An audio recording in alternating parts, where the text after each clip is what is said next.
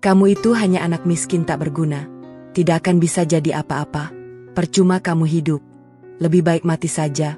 Itu kalimat terakhir yang diucapkan Pak Rahmat, orang terkaya di kampung itu, pada seorang pemuda kurus di depan rumah reot yang tertutup banner biru tua. Pemuda itu tidak membalas.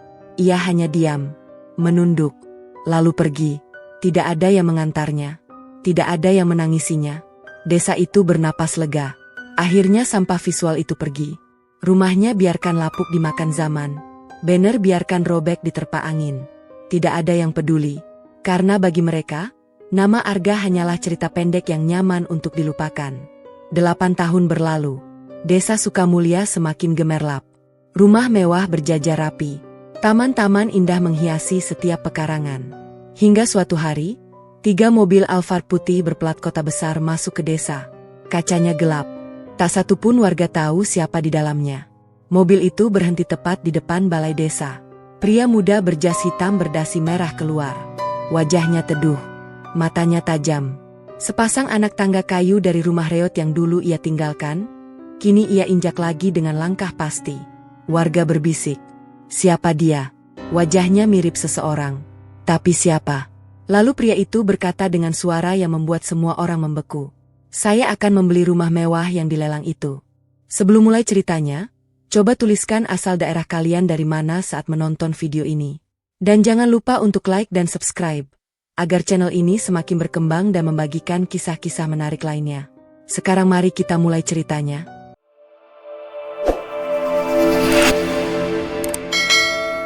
Desa Sukamulya dulu adalah desa biasa. Sawah membentang di kiri kanan jalan. Kandang kambing masih bersanding dengan dapur warga. Namun waktu berubah cepat. Investor datang berbondong-bondong. Lahan pertanian berubah menjadi perumahan mewah. Yang dulunya tetangga petani, kini tetangganya pengusaha dan pejabat. Di tengah kemewahan itu, berdiri sebuah rumah panggung reot. Atapnya bolong ditelan rayap. Dinding kayunya lapuk dimakan usia. Halamannya hanya tanah kering berlumut. Tidak ada taman. Tidak ada pagar batu alam. Hanya satu pohon jati tua yang masih setia menaungi teras rumah. Itulah rumah satu-satunya milik Arga. Pemuda 22 tahun. Yatim piatu sejak usia 15 tahun. Ayahnya meninggal karena sakit yang tak terobati. Ibunya menyusul setahun kemudian karena patah hati terlalu dalam. Sejak itu Arga hidup sendiri. Kadang jadi kuli bangunan. Kadang jualan es keliling.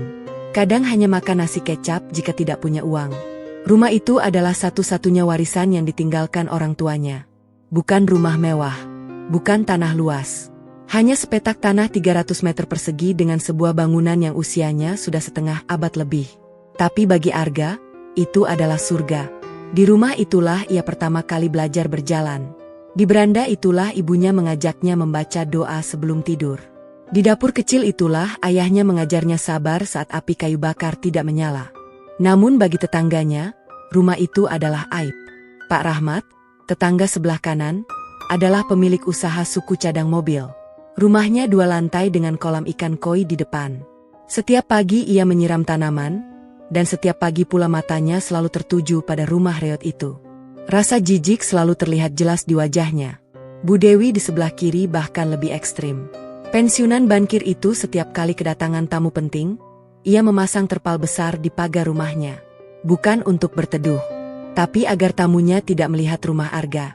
Karena menurut Bu Dewi, rumah reot itu merusak pemandangan dan menurunkan harga properti di kawasan mereka. Suatu sore, Pak Rahmat memanggil Arga dari balik pagar.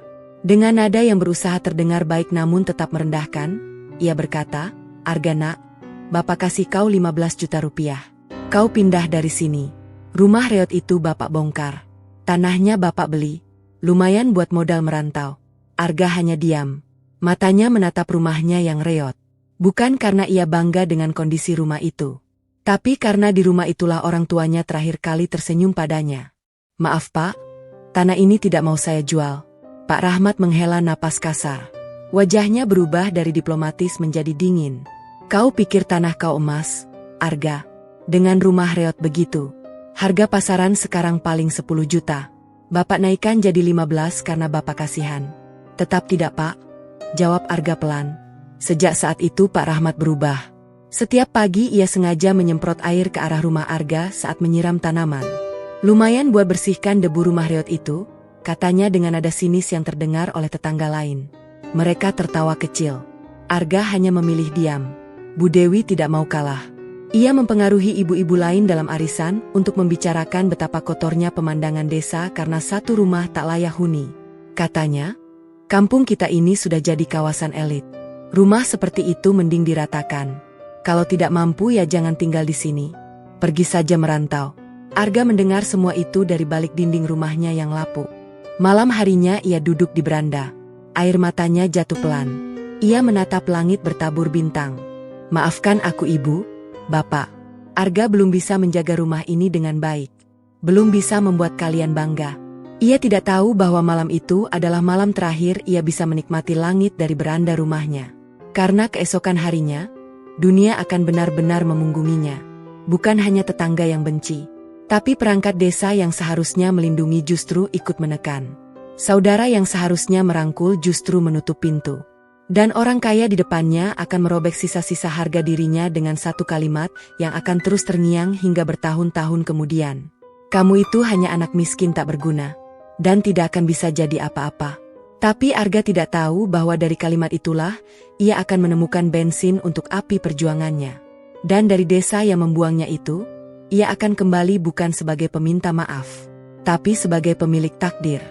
Pukul 8 malam. Balai Desa Sukamulya terlihat lebih megah dari biasanya. Lampu sorot menerangi papan nama desa yang baru dicat. Mobil-mobil mewah terparkir rapi di halaman. Para tetangga duduk di kursi plastik yang disusun rapi oleh perangkat desa. Suasana hangat dan akrab, seperti pertemuan keluarga besar. Tapi Arga tahu, malam ini bukan pertemuan biasa. Ia duduk di sudut paling belakang, sendiri. Tidak ada yang menyapanya, tidak ada yang mau duduk di sampingnya. Bahkan ibu-ibu yang biasanya membeli es keliling darinya kini pura-pura sibuk dengan ponsel masing-masing. Pak Rahmat duduk di barisan depan dengan setelan batik coklat. Bu Dewi di sebelahnya dengan blazer putih dan perhiasan mencolok. Di kursi kehormatan, duduk Pak Kades Hartono dengan senyum diplomatis yang sudah ia latih selama 2 periode menjabat. Di sampingnya Pak RW dan Pak RT yang sejak tadi sibuk mengatur sound system. Arga sudah menduga, pertemuan ini akan membahas satu hal. Rumahnya. Pak Kades mulai bicara. Suaranya berat dan berwibawa. Seperti biasa, kita berkumpul untuk membahas kemajuan desa. Sukamulya sudah berubah. Dari desa biasa menjadi kawasan hunian elit. Harga tanah naik. Banyak investor melirik. Ini kebanggaan kita semua. Tepuk tangan menggema. Arga tidak bertepuk tangan. Ia hanya menunduk. Tapi, lanjut Pak Kades, ada satu hal yang perlu kita benahi bersama. Sebagai desa yang sudah berstandar kawasan residensial, kita harus menjaga estetika, kenyamanan visual. Karena itu mempengaruhi nilai properti kita semua. Pak Rahmat langsung menyela. Maaf Pak Kades, saya tidak mau bertele-tele. Maksud Bapak rumah itu kan? Rumah reot di Gang Mawar. Rumahnya Pak Arga. Semua mata menoleh ke belakang. Menuju Arga yang duduk sendirian. Arga tidak mengangkat wajah. Tapi dadanya berdebar kencang. Bu Dewi ikut angkat bicara. Suaranya tinggi dan tajam. Saya setuju dengan Pak Rahmat. Rumah itu sudah tidak layak huni. Dindingnya lapuk. Atapnya bolong. Halamannya kumuh. Setiap tamu saya bertanya, Bu Dewi, kok ada rumah kumuh di depan rumah ibu? Saya malu. Saya sungguh malu. Seorang ibu-ibu lain ikut nimbrung. Iya benar. Anak saya yang masih SD saja bilang, Bu, rumah itu seram. Jangan-jangan ada hantunya. Tawa kecil pecah di antara mereka. Arga menggenggam ujung sarungnya. Kencang. Kukunya hampir menembus telapak tangan. Pak RT yang duduk di samping Pak Kades akhirnya bicara. Begini, Pak Arga, kami tidak bermaksud mengusir. Tapi sebagai perangkat desa, kami harus mendahulukan kepentingan bersama. Rumah Bapak memang mengganggu pemandangan. Kami sudah berembuk. Ada 2 solusi. Arga mengangkat wajah. Matanya sembab tapi ia tahan tangisnya. Solusi pertama, kata Pak RT, Bapak merenovasi rumah itu menjadi layak huni. Tentu dengan biaya sendiri. Solusi kedua, Bapak menjual tanahnya ke desa. Harga akan kami sesuaikan. Lalu Bapak pindah. Kami bantu cari kontrakan dulu. Arga berdiri. Suaranya bergetar. Pak RT, saya tidak punya uang untuk renovasi. Dan tanah ini warisan orang tua saya. Saya tidak mau jual. Pak Rahmat tertawa kecil. Warisan. Hah? Rumah reot begitu masih disebut warisan. Mending jadi kenangan saja. Bu Dewi menimpali. Ya sudah, kalau tidak mau jual dan tidak bisa renovasi, ya jangan tinggal di sini. Cari hidup di tempat lain. Masih banyak desa di luar sana yang terima rumah reot. Pak Kades mengangkat tangan. Semua diam. Ia memandang Arga dengan tatapan yang terlihat peduli tapi sebenarnya dingin. Arga, kami tidak benci padamu. Tapi ini desa. Ada aturan tidak tertulis. Kita harus menjaga wajah desa. Maaf, sebagai kepala desa, saya mendukung agar masalah ini segera diselesaikan. Secara kekeluargaan. Tapi jika tidak, ya terpaksa kami keluarkan surat rekomendasi ke kecamatan. Arga terdiam. Ia paham. Tidak ada yang membelanya. Bahkan orang yang seharusnya melindungi warga miskin justru ikut menekan. Ia hanya pemuda yatim piatu tanpa uang, tanpa koneksi, tanpa kekuasaan. Siapa yang akan mendengarkannya? Malam itu juga, setelah rapat usai, Pak RW mengumumkan keputusan resmi. Rumah milik saudara Arga tidak akan digusur. Karena secara hukum masih sah. Tapi untuk menjaga estetika desa, rumah tersebut akan ditutup dengan banner besar. Sementara waktu, hingga ada keputusan lebih lanjut. Arga tidak bisa berkata apa-apa. Ia hanya bertanya pelan, siapa yang pasang banner itu? Pak RW menjawab tanpa melihat matanya. Desa. Biaya dari kas desa. Malam itu juga Arga pulang sendirian. Jalan desa yang dulu sering ia lewati dengan sepeda butut kini terasa sangat panjang. Cahaya lampu taman dari rumah-rumah mewah menyilaukan matanya. Ia mendengar suara air mancur dari rumah Pak Rahmat. Ia mencium wangi parfum mahal dari ventilasi rumah Bu Dewi. Dan ia bertanya pada langit yang gelap. Ya Allah, apakah kemiskinan adalah dosa? Apakah rumah peninggalan ibu dan bapakku sebegitu kotornya hingga semua orang membenciku? Tidak ada jawaban. Hanya angin malam yang dingin menusuk tulang. Besok pagi, banner itu akan datang. Dan hidup Arga akan semakin sempit. Tapi ia belum tahu bahwa dari balik banner itulah ia akan belajar satu hal yang tak pernah diajarkan di sekolah. Bahwa ketika dunia benar-benar memunggungimu, hanya langit yang tetap setia menatapmu. Pagi hari yang cerah. Matahari menyinari perumahan Sukamulya dengan sempurna. Rumah-rumah mewah berkilau terkena cahaya. Kolam ikan koi di rumah Pak Rahmat memantulkan sinar ke udara. Taman bunga di depan rumah Bu Dewi mekar dengan warna-warna cantik. Tapi di ujung Gang Mawar, pemandangan berbeda. Sebuah truk kecil berhenti tepat di depan rumah Arga. 2 orang pekerja desa turun dengan gulungan banner raksasa. Warna biru tua dengan tulisan putih besar. Area revitalisasi desa. Dilarang membuang sampah. Itu tulisan yang tercetak di atas banner itu. Seolah-olah rumah Arga adalah tempat pembuangan sampah. Seolah-olah ia dan rumahnya adalah kotoran yang harus disembunyikan. Arga berdiri di depan pintu rumahnya. Ia belum mandi. Matanya masih sembab karena semalaman ia tidak bisa tidur. Ia melihat para pekerja itu membentangkan banner dari atap rumah hingga ke tanah. Seluruh depan rumahnya tertutup rapat. Tidak ada celah sedikit pun. Bahkan jendela kamarnya yang kecil ikut tertutup. Pak RT datang dengan senyum tipis. Maaf ya Arga, ini sudah keputusan bersama. Sementara waktu begini dulu. Nanti kalau desa punya anggaran lebih, mungkin kita bangun pagar permanen. Arga tidak menjawab. Ia hanya menatap banner itu. Biru tua, dingin, seperti hati semua orang di desa ini. Pak Rahmat keluar rumah. Ia melihat banner itu dari jauh lalu tersenyum puas. Akhirnya bersih juga pemandangan. Sekarang tamu saya tidak perlu lihat rumah reot itu lagi. Bu Dewi bahkan berfoto di depan banner itu untuk status WhatsApp. Captionnya, Desa Sukamulya semakin bersih dan tertata. Bersyukur memiliki perangkat desa yang tanggap. Tak satu pun dari mereka yang masuk ke dalam rumah Arga. Tak satu pun yang tahu bagaimana rasanya hidup di balik banner itu. Di dalam rumah yang gelap, lembab, panas saat siang, dingin menusuk saat malam. Dengan cahaya matahari yang hampir tidak masuk sama sekali. Arga duduk di lantai rumahnya. Gelap. Hanya ada sedikit cahaya dari celah-celah kayu yang lapuk. Ia mendengar suara kendaraan lewat di depan. Suara tawa anak-anak bermain. Suara burung berkicau dari taman rumah Bu Dewi. Tapi ia tidak bisa melihat apapun. Rumahnya yang dulu sempit tapi masih punya jendela, kini jadi seperti penjara bawah tanah. Ia ingat ibunya dulu sering duduk di jendela itu sambil menyisir rambut. Ia ingat ayahnya dulu biasa berdiri di teras sambil menunggu ia pulang sekolah. Kini semua itu tertutup banner. Tertutup oleh rasa malu kolektif sebuah desa yang terlalu sombong dengan kemewahan semu. Hari pertama, Arga masih bertahan. Hari kedua, ia mulai merasa sesak. Bukan sesak napas, tapi sesak jiwa. Setiap kali ia mendengar suara tetangga di luar, ia merasa seperti hewan yang dikurung di kandang. Dibiarkan hidup tapi tidak dianggap ada. Hari ketiga, seorang anak kecil berdiri di depan banner. Ia tidak tahu bahwa di balik banner itu ada rumah dan manusia yang tinggal di dalamnya. Anak itu buang air kecil tepat di samping banner. Arga mendengar suara air. Ia menangis. Bukan karena marah, tapi karena malu. Bukan malu pada anak itu, tapi malu pada dirinya sendiri. Kenapa ia tidak bisa berbuat apa-apa? Pada hari keempat, hujan turun deras. Air merembes dari atap rumah yang bocor. Banner yang membungkus rumahnya menjadi basah dan berat. Tali-talinya mulai kendor. Angin malam membuat banner itu berkibar keras. Seperti makhluk raksasa yang menampar-tampar rumah Arga setiap detik. Arga tidak bisa tidur. Ia duduk di sudut ruangan paling kering. Sebuah ember menampung air hujan yang jatuh dari atap. Tik-tik-tik. Suara itu seperti detak waktu yang terus berjalan. Mengingatkannya bahwa ia tidak bisa begini selamanya. Pukul 2 malam. Arga membuka ponsel jadulnya.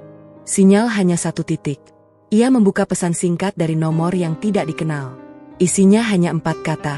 Pergilah dari sini. Arga tidak tahu siapa pengirimnya. Tapi ia paham. Bahkan ada yang takut menulis namanya sendiri.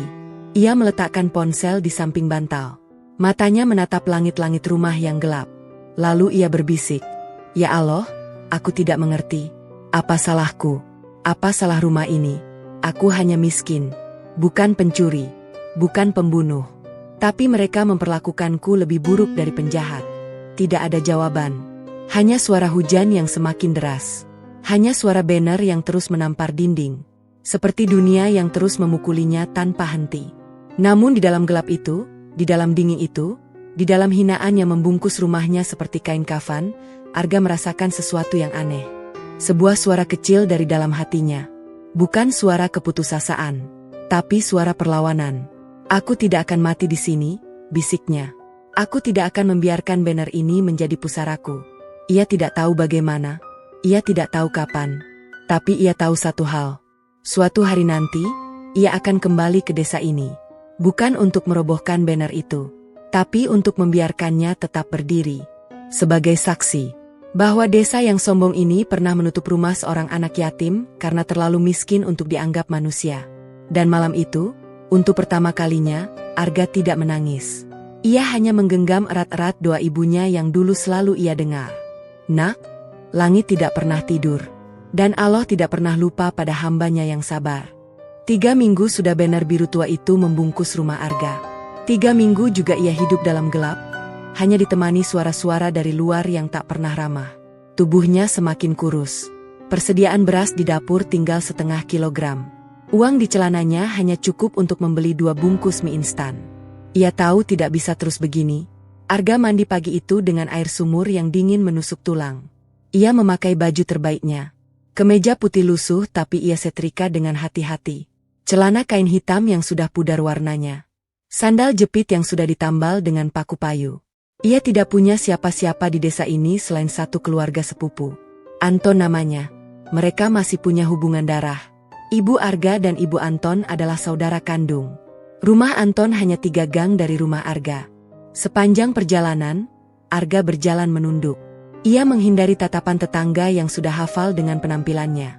Beberapa ibu-ibu yang duduk di warung kopi memandangnya dengan tatapan iba tapi tetap jaga jarak.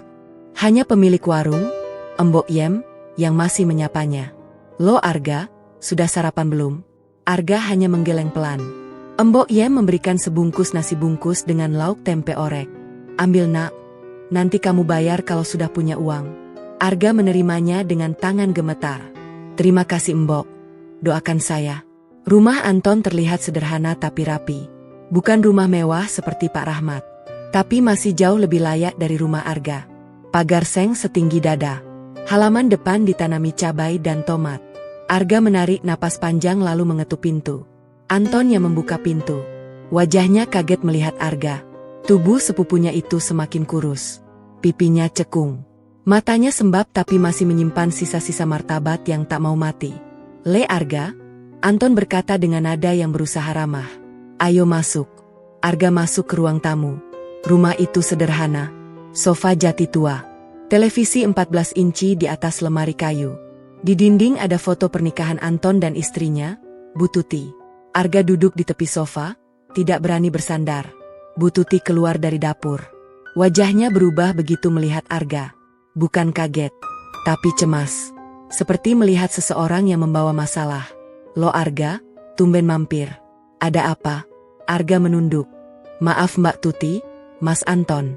Saya minta waktu bicara sebentar." Anton dan Bu Tuti duduk berhadapan dengan Arga. Ada jarak. Bukan jarak fisik, tapi jarak hati yang terasa seperti jurang. Arga mulai bicara. Suaranya pelan, bergetar. "Mas Anton, saya sudah 3 minggu hidup di rumah yang ditutup banner. Rumah gelap. Saya tidak punya uang.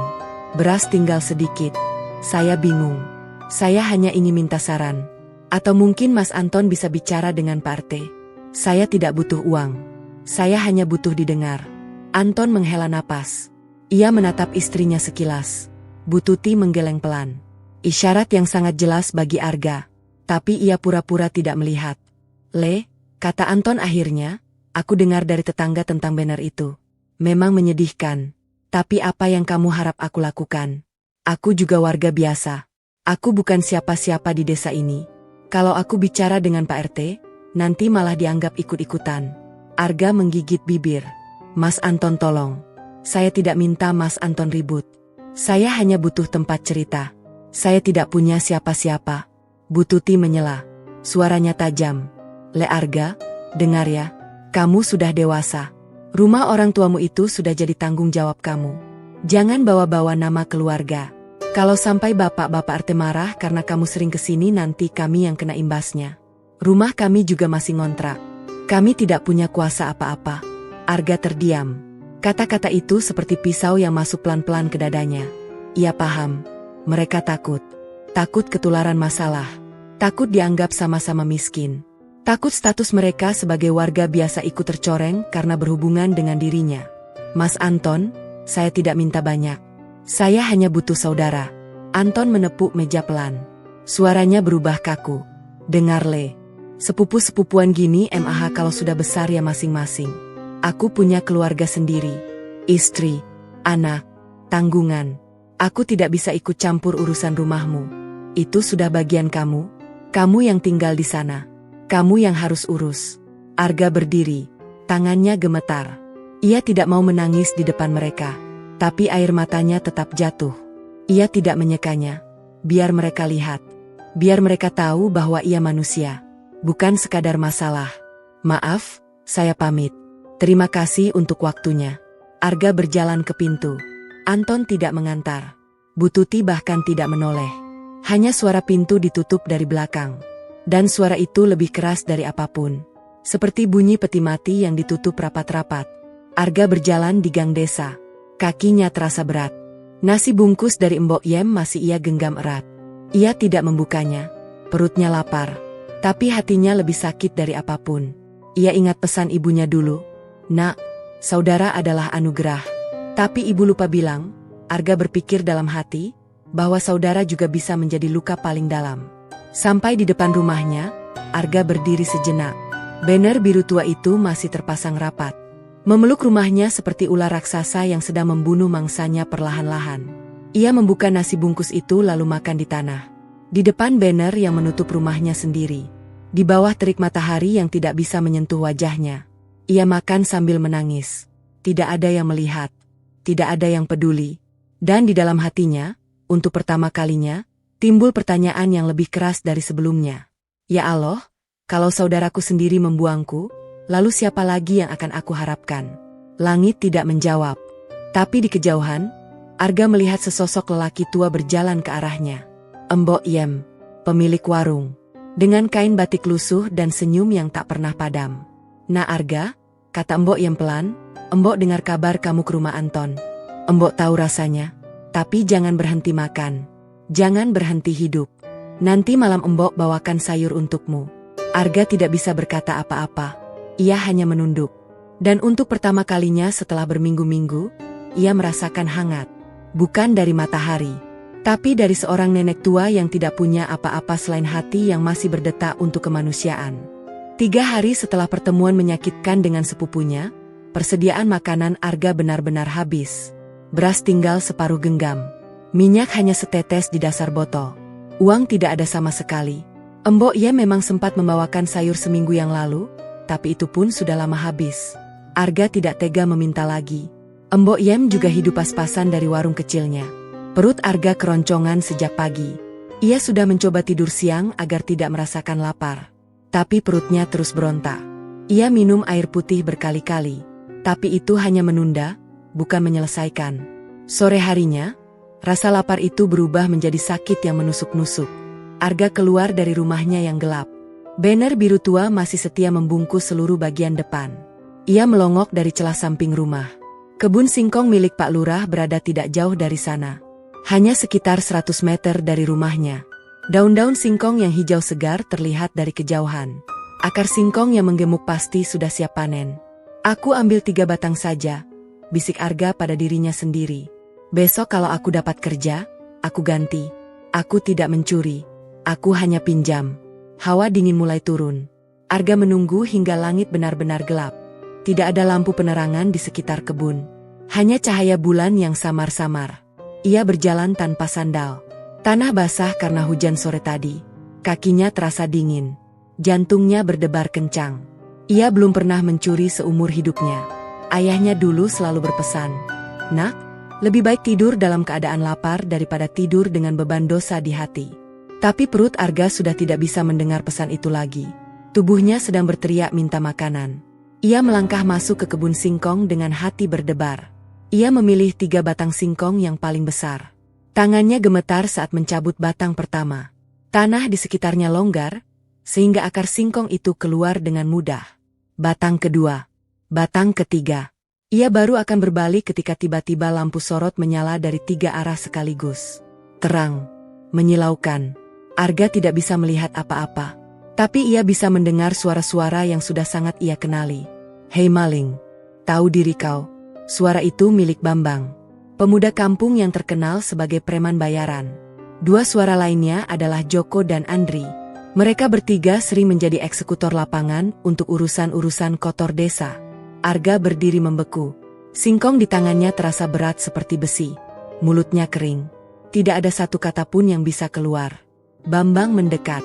Wajahnya bengis. Lampu senter dari ponselnya menyorot wajah Arga. Oh, rupanya si penghuni rumah reot. Yang rumahnya ditutup banner biar gak bikin malu kampung. Sekarang jadi maling pula. Bukan, Bang. Saya hanya ambil 3 batang. Besok saya ganti. Joko tertawa sinis. Ganti pakai apa? Pakai daun kering. Pakai kertas bekas. Rumah lu aja gak laku-laku.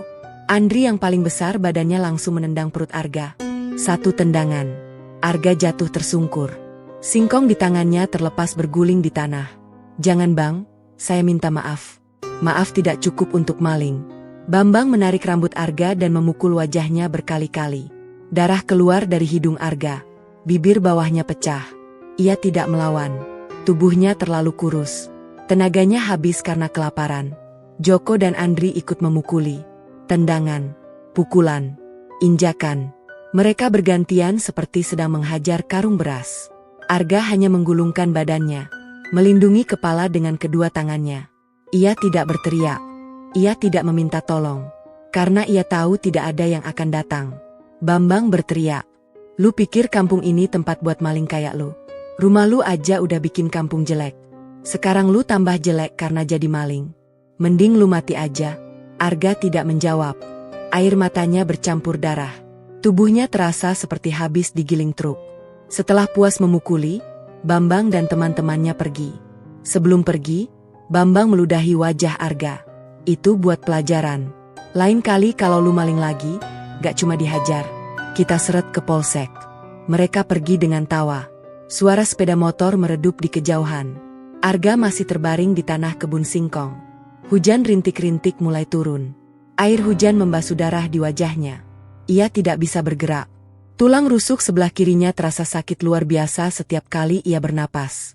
Ia berbaring di tanah yang dingin, menatap langit yang gelap ditutupi awan hujan. Rintik-rintik air jatuh tepat di matanya. Ia tidak berkedip. "Ya Allah," bisiknya dengan suara yang hampir tidak terdengar. "Aku hanya lapar. Aku hanya mau makan. Apakah karena aku miskin, maka aku tidak punya hak untuk hidup?" Tidak ada jawaban. Hanya hujan yang semakin deras. Hanya tubuhnya yang menggigil kedinginan. Hanya singkong yang sudah terlepas dari tanah dan berguling di lumpur.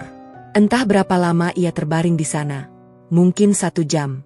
Mungkin 2 jam. Yang pasti ketika ia berhasil bangun, tubuhnya terasa seperti ditimpa 10 batu bata. Ia merangkak keluar dari kebun. Tidak membawa satupun singkong. Ia bahkan lupa mengapa ia datang ke sana. Ia merangkak menyusuri jalan desa yang gelap. Hujan masih turun. Tidak ada yang lewat. Tidak ada yang melihat. Ia sampai di depan rumahnya. Banner biru tua itu basah kuyup. Tergantung lemas seperti kain bekas lap. Arga masuk ke dalam rumahnya dengan susah payah. Di ruang tamu yang gelap, ia meraih kain lap tua dan membersihkan wajahnya. Darah masih mengalir dari hidung. Bibir bawahnya bengkak. Matanya hampir tidak bisa dibuka karena bengkak di sekitar kelopak. Ia berbaring di lantai. Tidak ada kasur. Hanya tikar tipis yang sudah berjamur. Perutnya masih lapar. Tapi rasa lapar itu kalah oleh rasa sakit di sekujur tubuhnya. Arga menutup mata. Dan untuk pertama kalinya dalam hidupnya, ia tidak berdoa. Ia hanya diam. Membiarkan air mata mengalir tanpa suara. Membiarkan tubuhnya menggigil tanpa ada yang memeluk. Dan di dalam gelap rumah yang tertutup banner itu, Arga merasakan sesuatu yang belum pernah ia rasakan sebelumnya. Bukan kemarahan. Bukan kesedihan. Tapi sebuah kehampaan yang begitu dalam. Seperti ia sudah jatuh ke dasar sumur dan tidak ada tali yang bisa menariknya naik. "Aku tidak tahu harus kemana lagi," bisiknya pelan. "Tidak ada rumah. Tidak ada saudara. Tidak ada tempat yang menerimaku." Dia memejamkan mata. Hujan di luar semakin deras. Angin malam menerbangkan banner biru itu sehingga menimbulkan suara seperti tamparan berulang-ulang. Dan Arga tertidur di lantai rumahnya. Dengan tubuh penuh luka. Perut penuh kelaparan, dan hati yang benar-benar kosong. 2 hari setelah malam penghajaran itu, tubuh Arga masih terasa remuk. Wajahnya bengkak. Tulang rusuk kirinya sakit setiap kali ia bernapas dalam. Namun ia tetap bertahan di rumahnya. Tidak kemana-mana. Tidak punya tujuan. Banner biru tua masih setia membungkus rumahnya. Kini banner itu semakin lusuh. Ada sobekan di sudut kanan karena diterjang angin. Melalui sobekan itulah Arga bisa melihat sedikit dunia luar. Hanya sebatas celah. Tapi cukup untuk membuatnya tidak benar-benar buta dari kehidupan di desa. Pagi itu cuaca cerah. Matahari bersinar terik. Suara burung berkicau dari taman rumah Bu Dewi. Suara air mancur dari kolam ikan koi rumah Pak Rahmat. Suara anak-anak bermain bola di lapangan dekat kantor desa. Semua kehidupan normal berjalan tanpa peduli pada Arga yang duduk di balik banner dengan wajah lebam dan perut keroncongan. Lalu sebuah mobil hitam mewah melintas. Mobil Eropa terbaru. Kaca film gelap. Velg besar mengkilap. Mobil itu berhenti tepat di depan banner rumah Arga. Pintu pengemudi terbuka. Seorang pria parubaya dengan jas mahal keluar. Wajahnya tegas. Keningnya berkerut karena terbiasa memerintah. Itu Hadi Santoso. Pengusaha dealer mobil mewah di kota. Rumahnya tepat di seberang rumah Arga. Rumah 3 lantai dengan kolam renang di dalam. Orang terkaya di desa Sukamulya. Hadi sudah lama kesal dengan rumah reot itu. Tapi hari ini ia tampak lebih kesal dari biasanya. Ia baru saja gagal dalam negosiasi bisnis besar. Mitranya dari Jakarta batal investasi karena kawasan terlihat tidak eksklusif. Dan biang keroknya, menurut Hadi, adalah rumah reot yang meskipun sudah ditutup banner, tetap saja memberikan kesan kumuh bagi siapapun yang lewat. "Hei kamu anak muda," teriak Hadi dari depan pagar rumahnya. Suaranya lantang. Tidak perlu pengeras suara. Setengah desa bisa mendengar. Arga yang duduk di dalam rumahnya bisa mendengar dengan jelas. Tubuhnya menegang. Ia tahu suara itu. Suara orang yang pernah membuat ayahnya menggadaikan sawah dulu hanya untuk meminjam uang dan gagal membayar. Suara orang yang dulu seenaknya merendahkan ibunya saat berjualan kue di pasar. Arga keluar dari balik banner. Melalui celah pintu samping, ia berdiri di halaman. Tubuhnya masih sakit. Wajahnya masih lebam. Tapi ia berusaha berdiri tegak. "Ya Pak, saya Arga." Hadi mendekat. Ia tidak sendirian. 2 asisten dan sopirnya ikut mendekat. Seperti rombongan raja yang hendak menghabisi seorang pengemis. "Kamu lihat rumahku itu?" Hadi menunjuk rumah mewah 3 lantai di depannya. 40 miliar saya habiskan untuk rumah itu. Taman, kolam renang, marmer Italia. Dan kamu lihat rumahmu itu. Hanya tumpukan kayu lapuk yang bahkan layak dijadikan kandang kambing pun tidak. Arga diam. Ia tidak tahu harus menjawab apa. Setiap kali tamu bisnis saya datang, mereka nanya, "Pak Hadi, kenapa ada rumah kumuh di depan rumah Bapak? Apakah desa ini tidak punya aturan?" Saya malu. Saya sungguh malu. Dan kamu tahu, karena rumah reot itu, investasi saya batal. Mitra saya dari Jakarta bilang kawasan ini tidak eksklusif. "Maaf Pak," Arga menjawab pelan. "Saya tidak punya uang untuk merenovasi." Hadi tertawa. Bukan tawa bahagia. Tawa sinis yang menusuk hingga ke tulang. "Tidak punya uang. Hebat. Hebat sekali jawabanmu. Itu alasan klasik orang miskin. Tidak punya uang. Tidak punya kemampuan. Tidak punya masa depan. Apalagi yang tidak kamu punya?" Arga menggigit bibir. Bibir bawahnya yang masih bengkak karena pukulan Bambang kemarin mulai mengeluarkan darah lagi. Hadi melangkah lebih dekat. Jarak mereka hanya 2 meter. Wajah Arga yang lebam kini terlihat jelas oleh Hadi. Tapi pria kaya itu tidak peduli. Bahkan tidak bertanya kenapa wajah Arga babak belur. Karena bagi Hadi, anak muda miskin di depannya itu bukan manusia. Hanya penghalang. Hanya kotoran. Hanya aib visual yang harus disingkirkan. "Dengar baik-baik," kata Hadi dengan suara dingin. "Kamu itu hanya anak miskin tak berguna. Sampai kapanpun kamu tidak akan bisa jadi apa-apa. Ayahmu dulu kuli. Ibumu penjual kue. Kamu sekarang pengangguran yang hidup di rumah reot. Apa yang bisa kamu banggakan? Apa yang bisa kamu harapkan dari hidupmu?" Setiap kata dari mulut Hadi terasa seperti belati. Belati yang tidak membunuh fisik tapi merobek-robek jiwa Arga perlahan-lahan. Ia ingin membalas. Ia ingin berteriak. Tapi lidahnya terasa kaku. Badannya gemetar bukan karena takut. Tapi karena marah yang tertahan terlalu lama. "Kamu pikir dengan bertahan di rumah reot ini kamu akan jadi pahlawan?" lanjut Hadi. "Tidak. Kamu hanya jadi sampah. Sampah yang merusak pemandangan desa ini. Mending kamu pergi, merantau ke kota. Jadi kuli, jadi pemulung. Terserah. Asal jangan di sini, karena kehadiranmu hanya memalukan." Hadi meludah ke tanah tepat di depan kaki Arga. "Itu untukmu," kata Hadi. "Itu nilai dirimu. Sama seperti ludahku. Tidak berharga, tidak berguna, tidak akan pernah jadi apa-apa." Hadi berbalik dan berjalan ke rumahnya. Asisten dan sopirnya mengikuti. Pintu pagar besi besar ditutup dengan suara keras. Seperti bunyi pintu penjara yang mengurung Arga dalam statusnya sebagai manusia kelas 2 di desanya sendiri. Arga berdiri diam di tempatnya. Ludah Hadi masih basah di tanah. Tepat di depan kakinya. Ia menatapnya lama. Dadanya naik turun. Tangannya mengepal. Seluruh tubuhnya bergetar hebat. Ia ingin menangis. Tapi air matanya tidak keluar. Ia ingin berteriak. Tapi suaranya hilang. Ia hanya bisa berdiri di bawah terik matahari. Di depan rumahnya yang tertutup banner. Di hadapan tetangga yang melihat dari balik jendela tapi tidak ada yang keluar.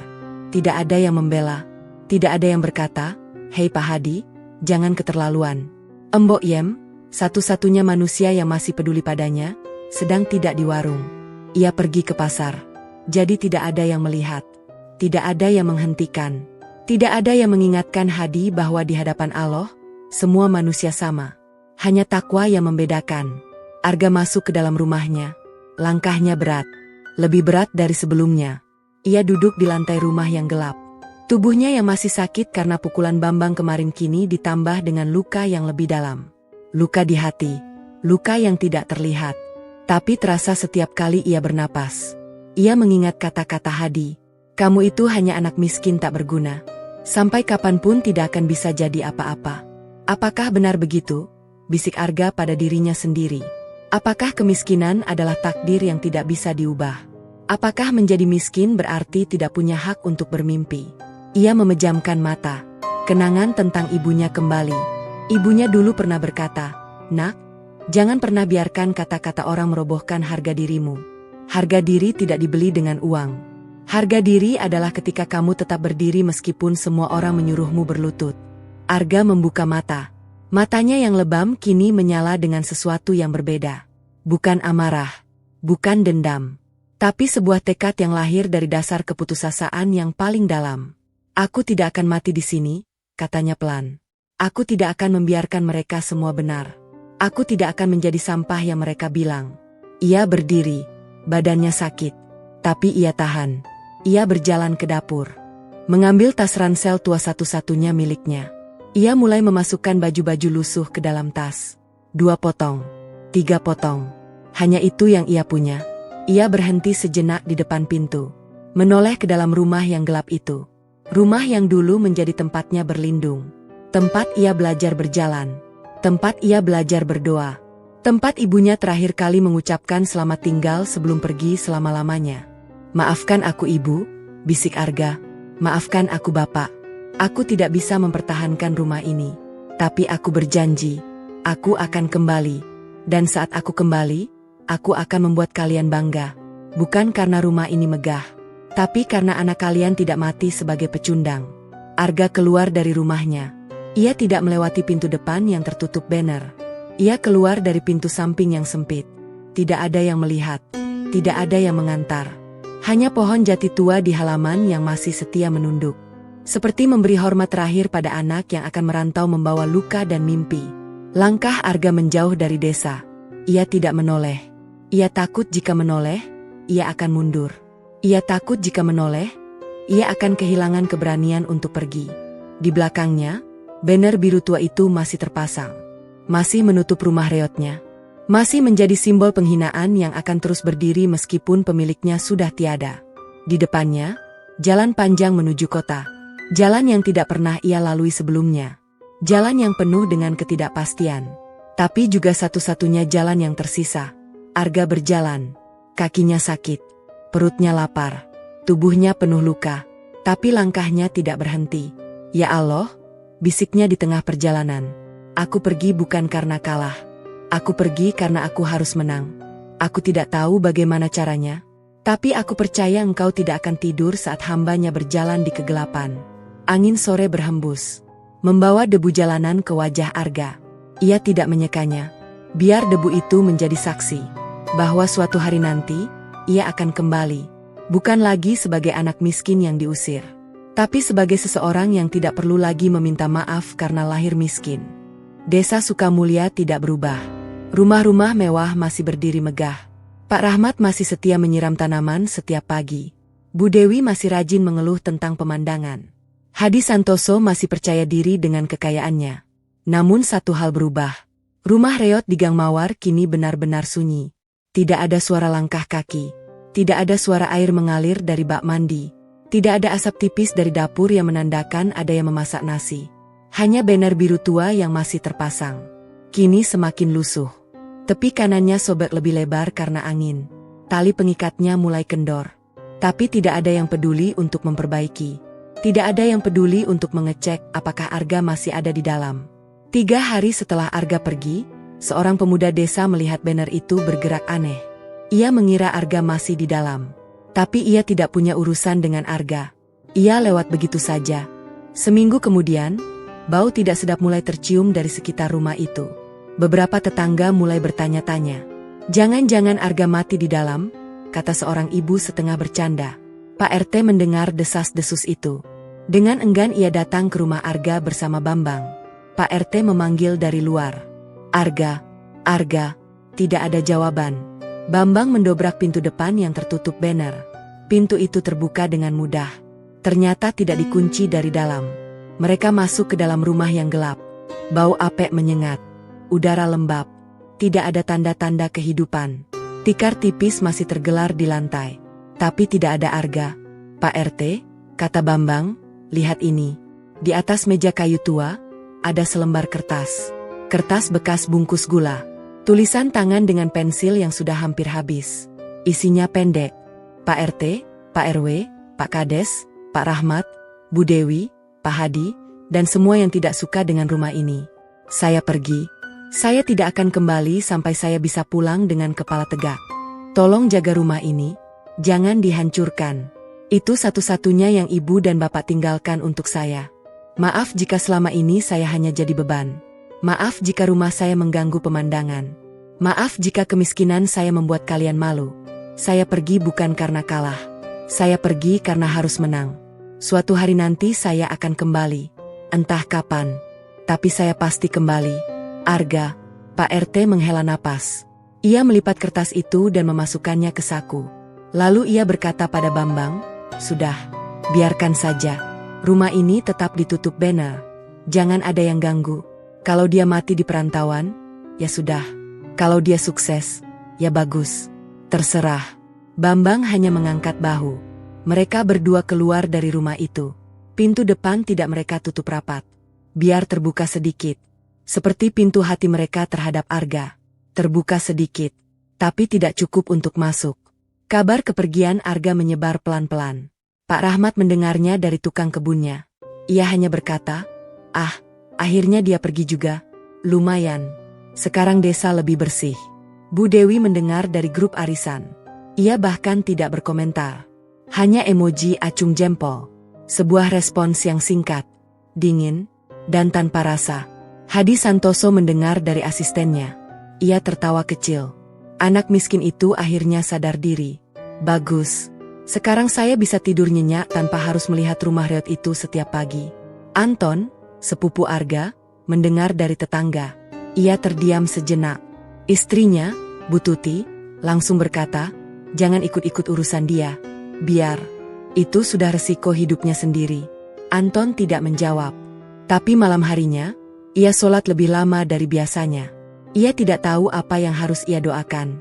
Yang jelas, ada rasa tidak enak di dadanya. Rasa yang tidak bisa ia jelaskan. Bukan sedih, bukan marah, tapi semacam rasa bersalah yang tidak mau ia akui. Embok Yem adalah satu-satunya yang benar-benar menangis. Ia datang ke rumah Arga keesokan harinya. Ia membawa nasi bungkus dan sayur lodeh. Tapi rumah itu kosong. Hanya angin yang keluar masuk melalui celah pintu yang tidak tertutup rapat. Embok Yem duduk di teras rumah reot itu.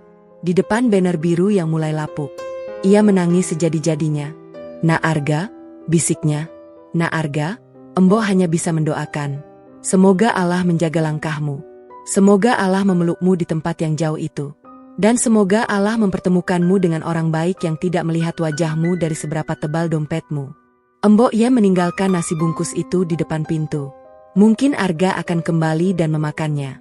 Mungkin tidak. Tapi Embok Yem tetap meninggalkannya. Karena itulah satu-satunya yang bisa ia berikan. Bukan uang, bukan koneksi, tapi nasi dan doa. Dua hal yang paling sederhana, tapi juga paling sulit ditemukan di desa yang terlalu sibuk menjadi kaya.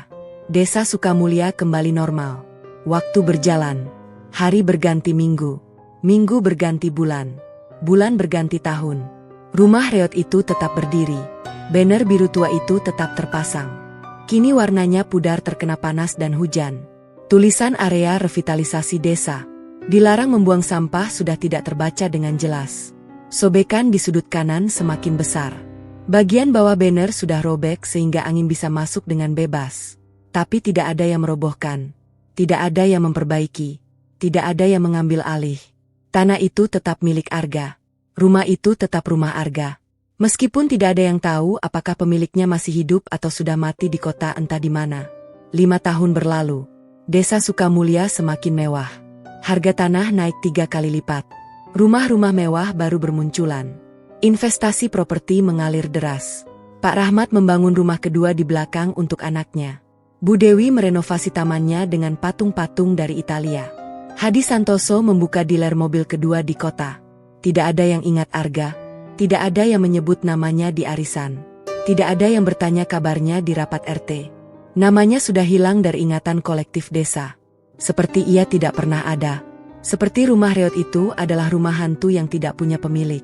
Tapi di sudut lain kota yang jauh dari desa, di antara gedung-gedung tinggi dan jalanan macet, seorang pemuda dengan tubuh kurus dan wajah penuh luka sedang memulai hidup baru. Ia tidur di emperan toko. Ia mengais sisa makanan di pasar. Ia menjadi kuli angkut. Ia menjadi pemulung. Ia menjadi apapun asal bisa bertahan. Namanya Arga. Ia belum mati. Dan ia belum lupa pada janjinya. Bahwa suatu hari nanti, ia akan kembali ke desa itu. Bukan untuk balas dendam, tapi untuk menunjukkan bahwa langit tidak pernah salah dalam memilih siapa yang layak bangkit. Tapi perjalanan menuju titik itu tidak mudah. Bahkan setelah 5 tahun, Arga belum selesai dengan masa lalunya. Bahkan setelah 7 tahun, ia masih terjebak dalam lingkaran kemiskinan yang sama. Hanya berbeda lokasi. Sampai suatu malam, ia hampir mati di pinggir rel kereta. Dan dari titik terendah itulah, keajaiban perlahan mulai datang. Datang dari seorang pemulung tua yang tidak punya apa-apa, tapi memiliki hati yang tidak pernah menutup pintu untuk berbagi. Itu adalah titik balik yang tidak pernah ia bayangkan.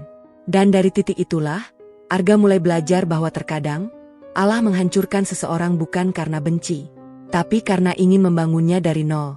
Dengan tangannya sendiri. Kota tidak seperti yang Arga bayangkan. Dulu saat masih di desa, ia membayangkan kota sebagai tempat penuh harapan. Lampu terang di mana-mana, jalan raya lebar. Orang-orang sibuk dengan aktivitas masing-masing. Tapi setelah 1 bulan tinggal di kota, Arga sadar. Kota hanya indah bagi mereka yang punya uang. Bagi yang tidak punya, kota adalah neraka dengan lampu neon. Arga tiba di kota dengan uang sisa Rp20.000. Itu hasil menjual arloji tua peninggalan ayahnya.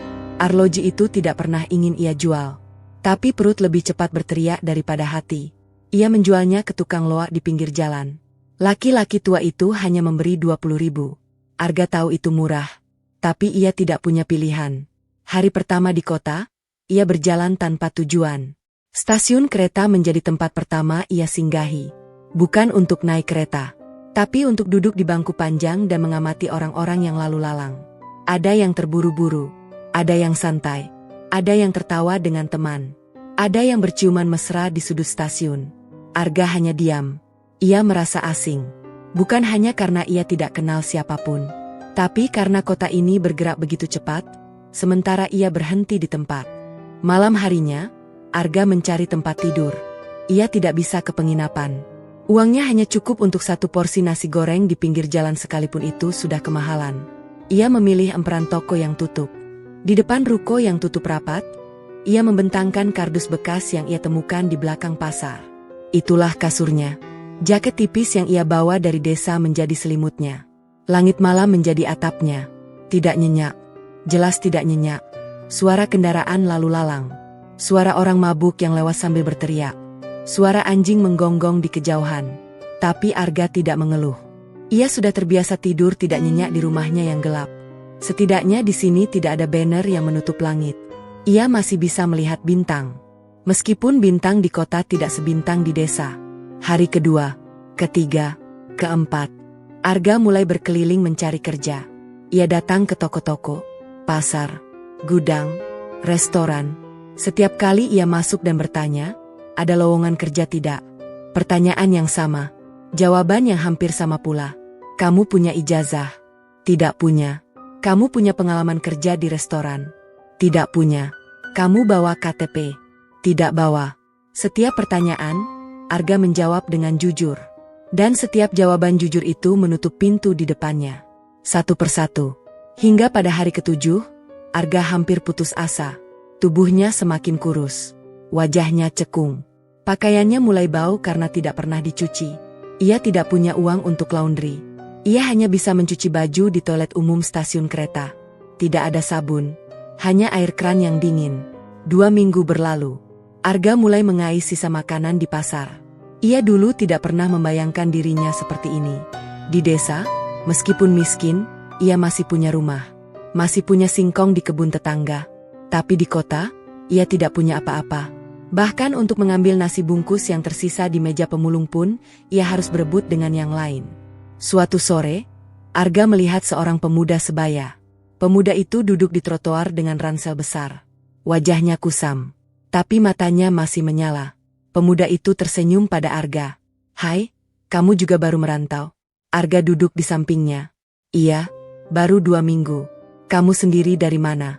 Dari desa di ujung sana. Namaku Roy. Aku juga cari kerja. Susah sekali. Mereka mengobrol panjang. Roy menjadi teman pertama Arga di kota. Roy mengajak Arga tinggal bareng di sebuah kontrakan kumuh di pinggir kali. Kontrakan itu hanya petak kecil berukuran 2 kali 3 meter. Dindingnya dari triplek. Atapnya seng, lantainya tanah. Tapi bagi Arga, itu istana. Setidaknya ia tidak tidur di emperan lagi. Roy punya koneksi, kata Roy. Ia punya kenalan preman yang bisa membantu cari kerja. Cepat, kata Roy. Tapi tidak mudah. Harus berani ambil resiko. Arga tidak mengerti maksud Roy. Tapi ia terlalu lelah untuk bertanya. Ia hanya ingin kerja. Apapun. Asal ada uang untuk makan.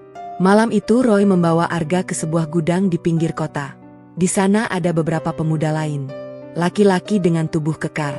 Wajah mereka keras. Di antaranya ada seorang pria botak dengan tato naga di lengan kiri. Mereka menyebutnya Bos Jenggot. Bos Jenggot memandang Arga dari ujung kepala hingga ujung kaki. Tubuhmu kurus. Tapi tidak apa. Kerja di proyek. Angkut besi. Angkut batu. Digaji per hari. Tapi gaji dikumpul dulu. Nanti akhir bulan baru dibayar. Arga setuju. Ia tidak punya pilihan. Hari berikutnya ia mulai kerja di proyek ilegal di pinggir kota. Proyek itu tidak jelas izinnya. Bangunan didirikan di lahan sengketa. Tidak ada alat berat. Semua manual. Angkat besi. Angkat batu. Campur semen. Bongkar pasang bekisting. Arga bekerja dari pagi hingga malam. Tubuhnya yang kurus harus memanggul beban puluhan kilo. Pundaknya lecet. Tangannya melepuh. Tapi ia tidak berhenti. Ia ingat tujuannya. Ia harus kembali ke desa dengan kepala tegak. Ia tidak boleh mati di kota. 2 minggu berlalu. Arga belum menerima gaji. Ia bertanya pada Roy. Roy hanya bilang, sabar. Bos Jenggot bilang gaji dikumpul dulu. Nanti akhir bulan baru dibayar. Arga sabar. Tapi di dalam hatinya, ada rasa tidak enak yang mulai tumbuh. 2 tahun berlalu sejak Arga tiba di kota. Bukan 2 tahun yang indah. Itu adalah 2 tahun neraka. Roy yang ia anggap teman ternyata merekrutnya untuk kerja paksa di proyek ilegal milik seorang preman botak yang dikenal dengan panggilan Bos Jenggot. Setiap hari Arga mengangkat besi, memikul semen, dan membongkar batu. Tubuhnya kurus kerempeng. Pundaknya bungkuk. Tapi tidak pernah dibayar sepersen pun. Bos Jenggot hanya berjanji. Mandor hanya berteriak. Roy hanya menghilang setelah mendapat komisi dari darah dan keringat Arga. Arga ingin lari. Tapi proyek itu dijaga preman. Pintu pagar terkunci setiap malam. Ia seperti burung dalam sangkar. Bukan sangkar dari besi. Tapi sangkar dari utang budi yang tidak pernah ia berutang. Suatu malam, saat hujan deras mengguyur, kebakaran kecil terjadi di gudang bahan bakar ilegal. Para preman panik. Mereka lari menyelamatkan diri. Arga melihat celah. Ia berlari sekencang mungkin. Melewati lumpur. Melewati genangan air. Jatuh bangun. Lututnya lecet. Tangannya berdarah. Ia terus berlari hingga paru-parunya terasa terbakar. Hingga ia tidak tahu lagi di mana ia berada.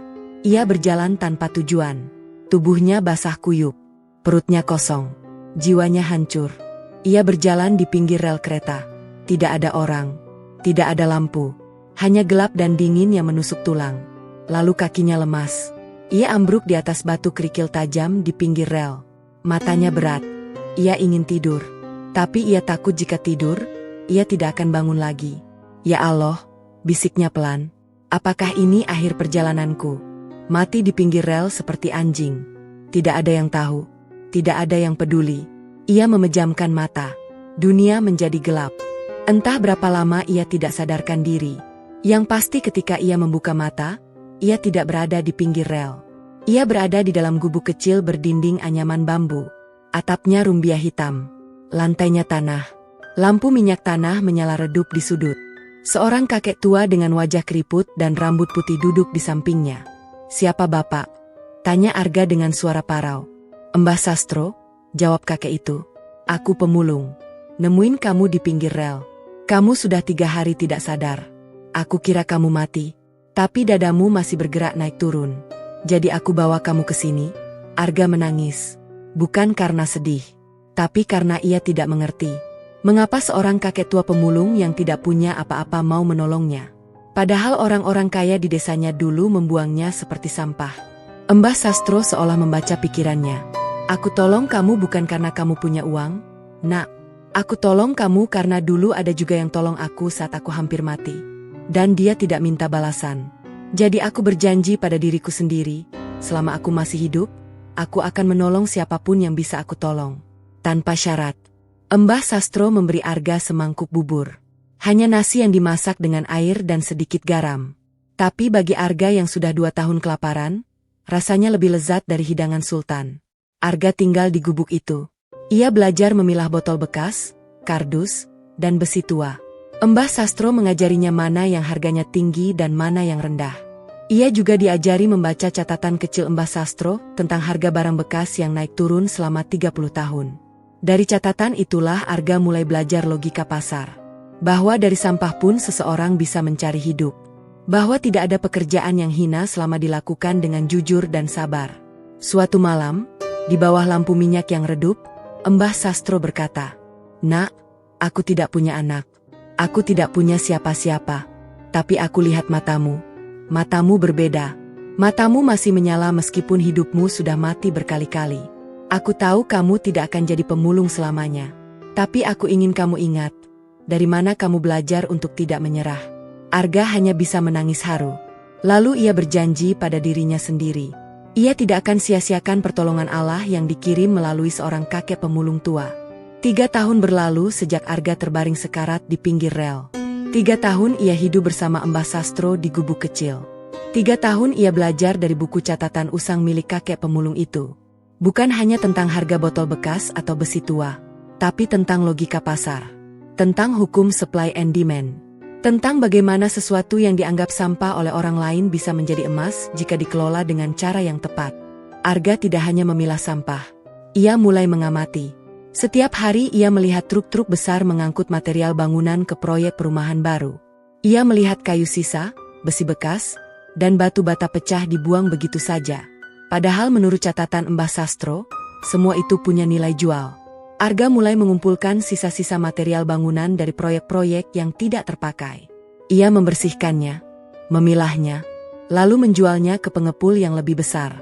Hasilnya perlahan tapi pasti. Bulan pertama ia hanya mendapat cukup uang untuk makan. Bulan ketiga ia mulai bisa menabung. Bulan ke-6 ia punya cukup uang untuk menyewa lahan kosong di pinggir kota. Lahan itu ia gunakan untuk menampung barang bekas bangunan dalam skala yang lebih besar. Mbah Sastro hanya tersenyum melihat perkembangan Arga. "Aku sudah bilang, matamu berbeda.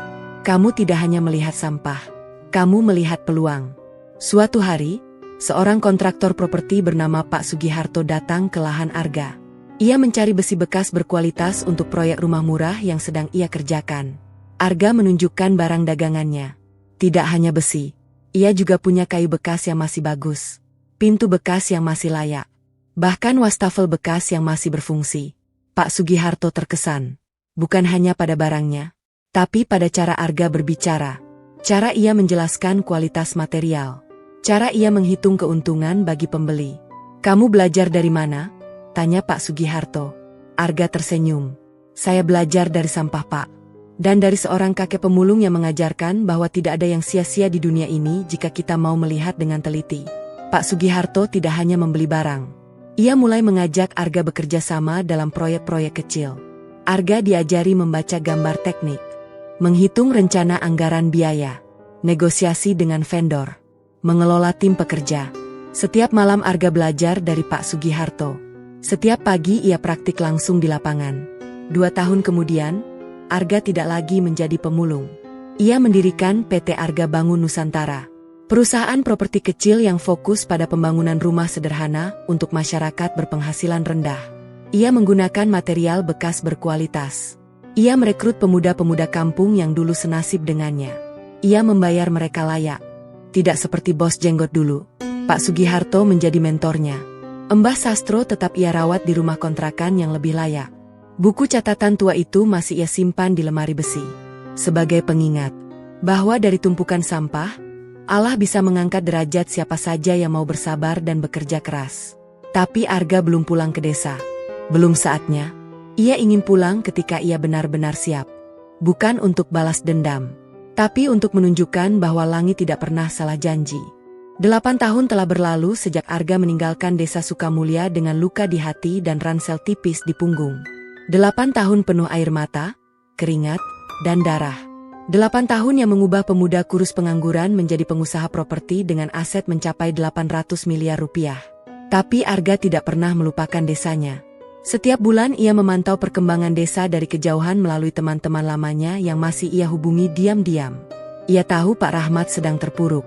Bisnis suku cadang mobilnya bangkrut karena kalah saing dengan toko online besar. Ia tahu Bu Dewi kehilangan sebagian besar uang pensiunnya karena investasi bodong. Ia tahu Hadi Santoso sudah dalam tekanan utang besar. Tapi Arga tidak pulang karena ingin melihat mereka jatuh. Ia pulang karena ada satu hal yang harus ia selesaikan.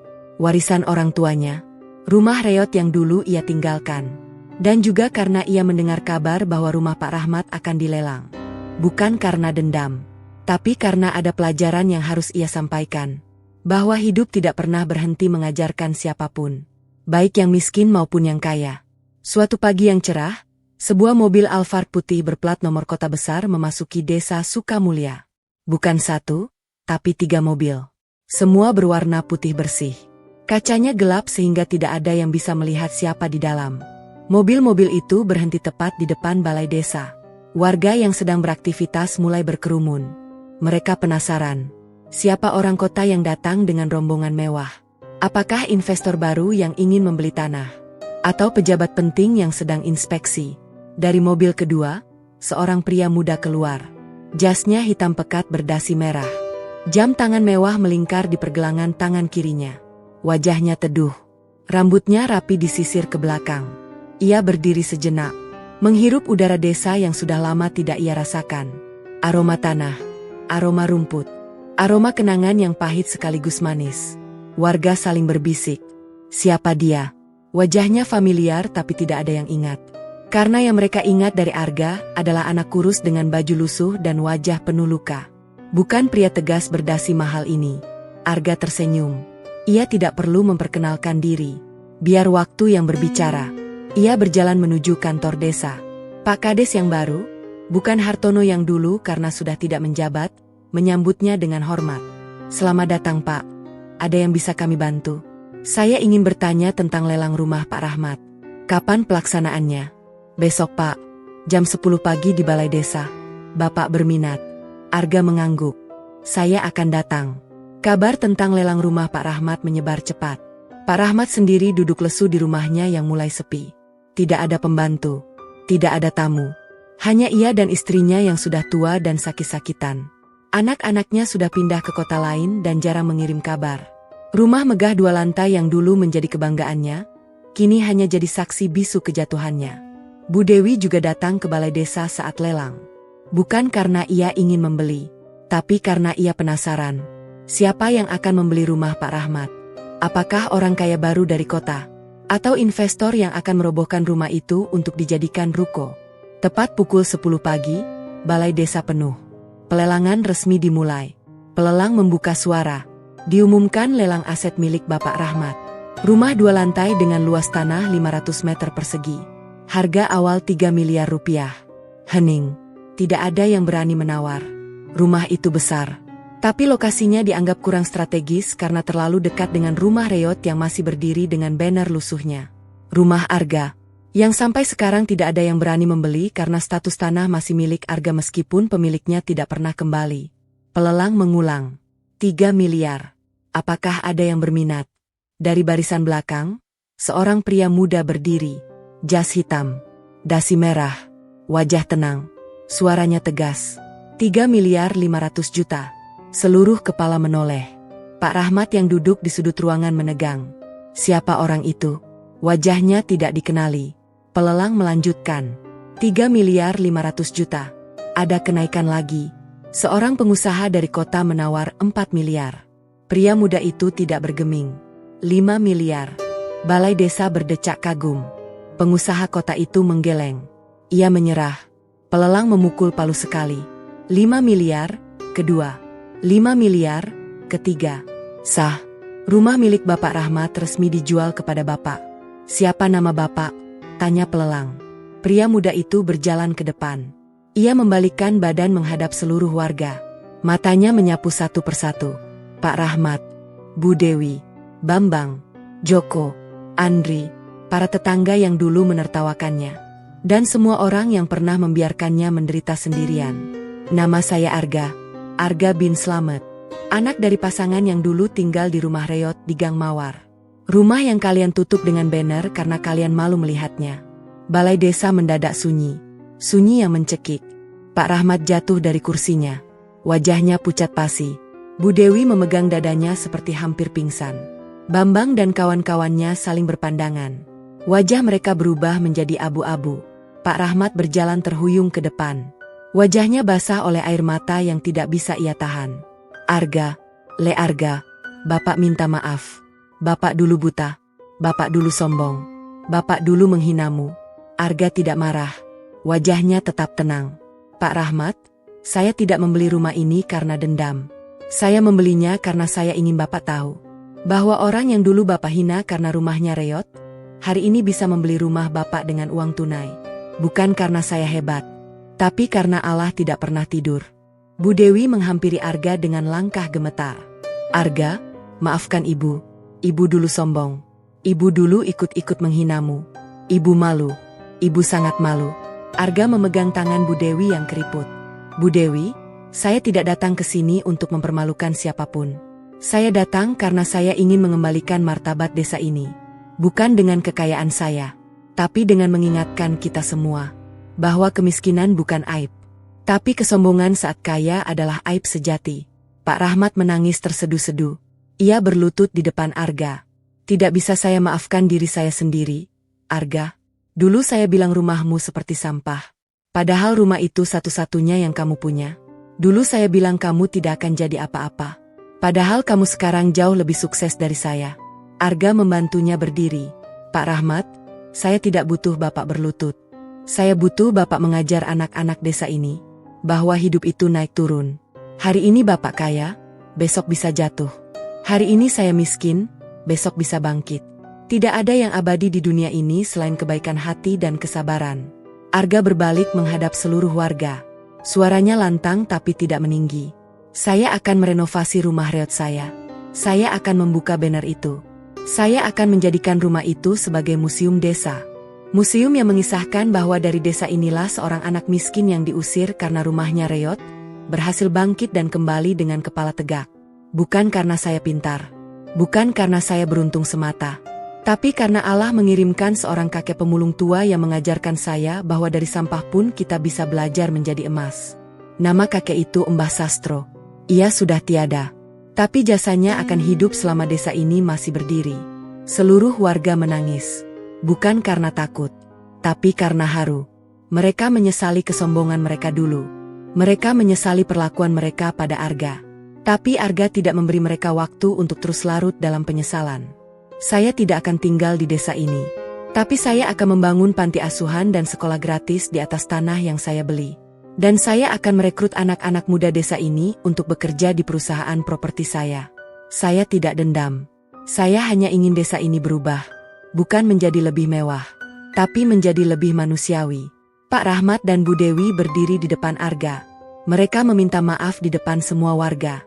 Arga memaafkan mereka dengan tulus. Bukan karena ia luka, tapi karena ia sudah belajar dari Mbah Sastro bahwa kebaikan sejati adalah ketika kamu bisa membalas kejahatan dengan kebaikan yang lebih besar. Pak Rahmat, rumah Bapak tetap milik Bapak. Saya tidak jadi membelinya. Anggap saja hadiah dari seorang anak miskin yang dulu Bapak hina. Agar Bapak ingat bahwa tidak ada manusia yang pantas dihina karena kemiskinannya. Karena langit bisa meninggikan siapa saja yang dikehendakinya, dan merendahkan siapa saja yang sombong dengan kekayaannya. Pak Rahmat jatuh berlutut lagi.